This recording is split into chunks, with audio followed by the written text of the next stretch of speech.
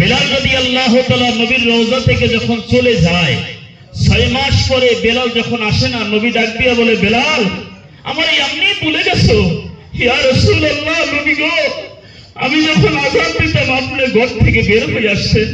ইয়া রাসূলুল্লাহ, ওই মদিনায় আমি কে আমারে নিবে? আমারে তো মুয়াজ্জিনগিরি দিবে না। নবী গো, আমি বেলাল পাগল হয়ে যাব। ইয়া রাসূলুল্লাহ, কে আমার আযান শুনবে?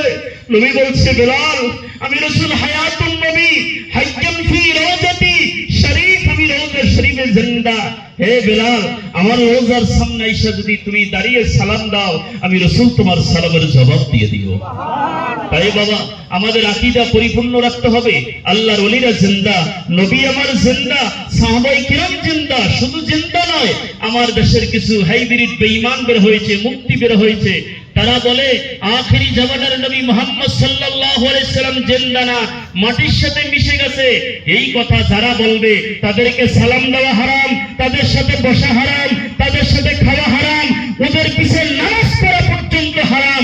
আল্লাহ বলছে, ইন্নাল্লাহ হারামা আলাল আরবিয়ান তাকুর আসাদির আম্বিয়া।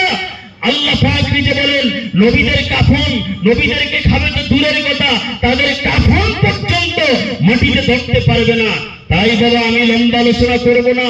এই দরবারের সাথে জড়িত যারা আছেন, বিশ্বনবী হুজুরের ছেলে সাহেবজাদা, সে আমেরিকা থাকে, তার জন্য দোয়া করবেন। আমরা সবাই যারা এখানে আছি, সবাই দরবারের দিকে হাত দুইটা অনুরোধ করে বলি, আমি জামালি আপনাদের ভাই হিসাবে, কেউ নাতি হিসাবে বলি, দরবার থেকে বিচ্ছিন্ন হবেন না। কেন?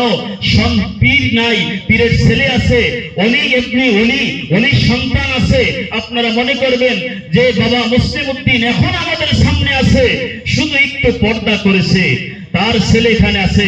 আপনারা সবাই এই দরবারের দিকে খেয়াল রাখবেন। আমি আপনাদেরকে অনুরোধ করে বলি, এখানে বহুত মুনাফিক ঢুকবে, মুনাফিকরা বলবে যাওয়ার দরকার নাই। আমি ফেসবুকে গেছে কালকে দেখছি যে পিসাবে নূতন পিসাব হয়েছে, তার দাড়ি ওঠে নাই। আমি কমেন্টে লিখছি, বেঈমান, ও বেঈমান, সেই আমেরিকা যেইভাবে চলে, যেইখানে যেই অবস্থা ওইখানে ওই অবস্থা করতে হয়। কেন? মিশরে যত বড় আলেম হোক না কেন, তার দাড়ি নাই। মিশরের সরকারের আইন দাড়ি রাখা যাবে না। তা আমরা আমাদের দরবারের দিকে সবাই খেয়াল রাখবেন। আমি আপনাদেরকে আবার অনুরোধ করে বলি, বিচ্ছিন্ন হবেন না। ওলিদের সাথে লাইন রাখলে রসুল পাবেন, রসুল পাইলেই আমরা জান্নাতের সার্টিফিকেট পাবো, ঠিক কিনা? আসসালামু আলাইকুম ওয়া রাহমাতুল্লাহি ওয়া বারাকাতুহু।